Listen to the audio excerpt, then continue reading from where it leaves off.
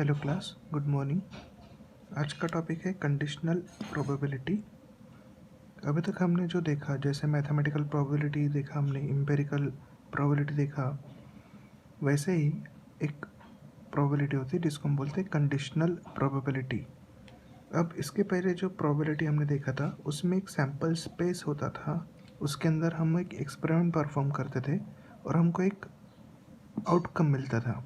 ठीक है, तो इस तरह से उसमें अभी तक की प्रोबेबिलिटी में इस तरह का केस था, बट अभी थोड़ा सा डिफरेंट रहेगा। अब कंडीशनल प्रोबेबिलिटी में क्या होगा कि एक इवेंट हम लेंगे और उस इवेंट के थ्रू सैम्पल स्पेस भी रहेगा उसमें, लेकिन उस सैम्पल स्पेस में हमको थोड़ी सी पहले से जानकारी रहेगी। That is we have prior information that outcome of that random experiment in some set.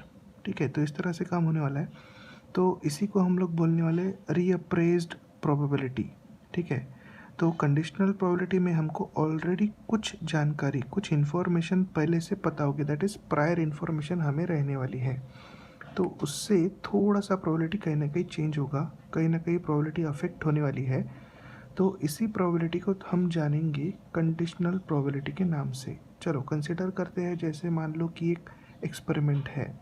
ठीक है, एक एग्जाम्पल ही ले लेते हैं, तो एग्जाम्पल के थ्रू आपको जल्दी समझ में आ जाएगा। एग्जाम्पल देखते हैं, जैसे मैं यहाँ पर लिख देता हूँ एग्जाम्पल, थोड़ा सा डिटेल में लेते हैं, लिखते हैं पूरे एग्जाम्पल को।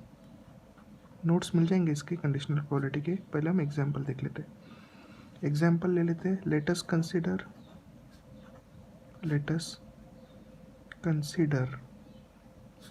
An experiment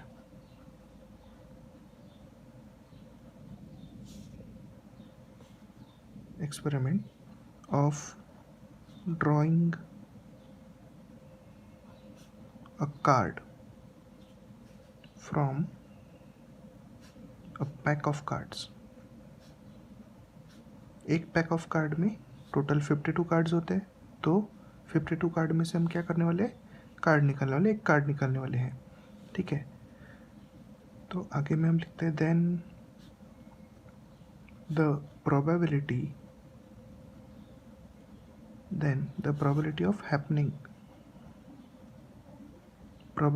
happening of event ले लेते हैं। ऑफ इवेंट कोई भी एक इवेंट, जैसे ऑफ इवेंट ए, और उस इवेंट में कंसिडर करते हैं जैसे the card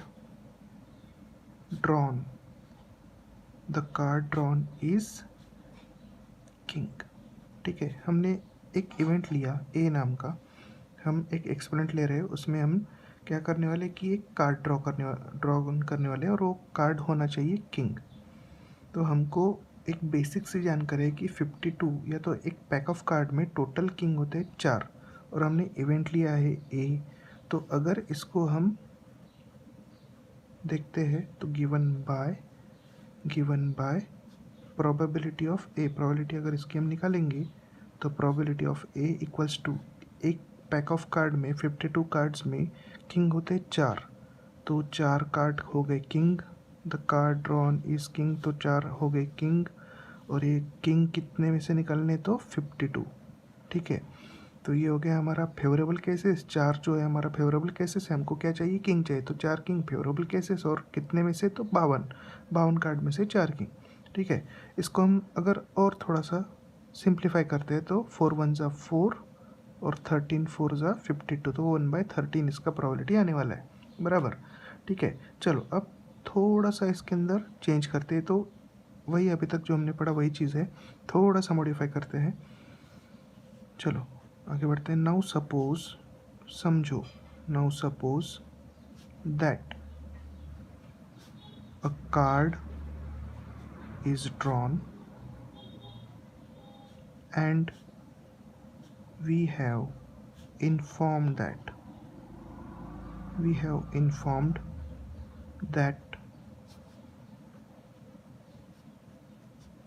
the drawn card is red। ठीक है, अभी थोड़ा सा चेंज किया कि कार्ड तो हम निकालेंगे, लेकिन कार्ड कैसा होना चाहिए, रेड। ठीक है, तो ये इस इवेंट जो ए इवेंट है उसको कैसे अफेक्ट करेगा तो देखते हैं। वो मैं यहाँ पर लिख देता हूँ, दिस इफेक्ट इवेंट ए। ठीक है, अभी थोड़ा सा एक कंडीशन डाल दिया उन्होंने कि कार्ड कैसा होना चाहिए, रेड। ठीक है, तो अब इसको हम एक नाम देते हैं इस इवेंट को, जो रेड कार्ड हमको निकालना है, किंग निकालना है लेकिन कैसा, रेड। तो इसको हम नाम देते हैं B, consider event B, consider event capital B. और इसको हम नाम दे देते हैं the card drawn is red. जो कार्ड ड्रॉ करने वाले, जो निकालने वाले, वो रेड होना चाहिए। ठीक है, आगे हम बढ़ते हैं, हैज़ हैपन्ड, हैज़ हैपन्ड। ठीक है, रेड आने वाला है तो ब्लैक कार्ड तो आएगा ही नहीं, तो हम आगे हम लिख देते हैं red, the card drawn is red has happened. मान लो कि लाल कार्ड निकल गया, तो ऑब्वियस सी बात है the event black card is not possible. Black card आना पॉसिबल ही नहीं, क्योंकि अपने को क्या चाहिए, रेड चाहिए ना, तो रेड में से निकलेगा, not possible. Hence probability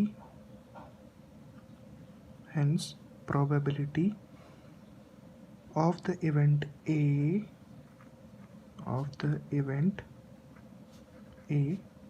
probability of the event A must be computed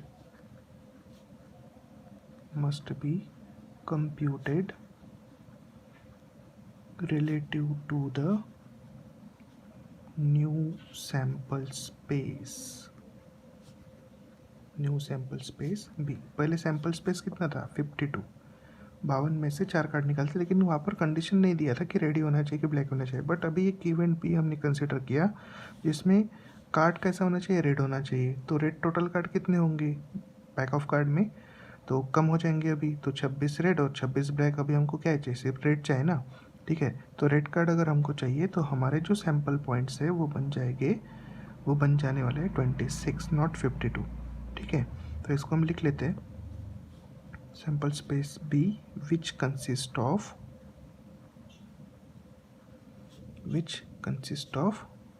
26 sample points.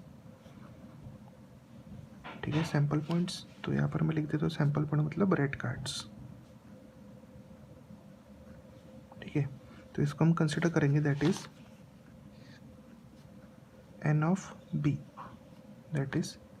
Of b equals to 26। तो ये हमारा नया सैम्पल पॉइंट बन गया, सैम्पल स्पेस भी बोल सकते हैं। ठीक है, तो इन 26 कार्ड्स में से यहाँ पर मैं नीचे लिख देता हूँ, अमंग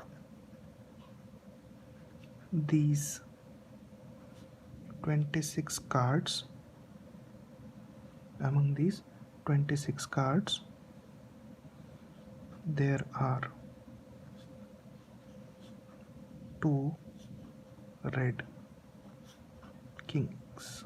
2 रेड किंग है, 26 में 2 रहने वाले। ठीक है, so that n of a intersection b equals to 2। ठीक है, तो 26 में से हम रेड निकलना है, हमको रेड किंग अगर निकालना है तो किंग होते हैं 2, तो n of a intersection b equal to 2 हो जाएगा। लेकिन यहाँ पर सैम्पल स्पेस जो है वो 26 बन गया, तो 13 रेड टोटल 26 रेड। ब्लैक को हमको कंसिडर नहीं करना है, तो 26 कार्ड हो गए, और 26 में से 2 किंग चाहिए, और वो कैसे होने चाहिए, रेडी होने चाहिए। तो 4 किंग तो निकलेंगे नहीं, ब्लैक तो हमने वैसे ही हटा दिया, तो ब्लैक 2 किंग गए, तो बचे कितने, 2 किंग, जो कि रेड में से रहने वाले हैं। तो अब हमारा जो रिक्वायर्ड प्रोबेबिलिटी रहेगा, वो रिक्वायर्ड प्रोबेबिलिटी इस तरह से उसको हम डिनोट करेंगे, देयरफॉर द रिक्वायर्ड प्रोबेबिलिटी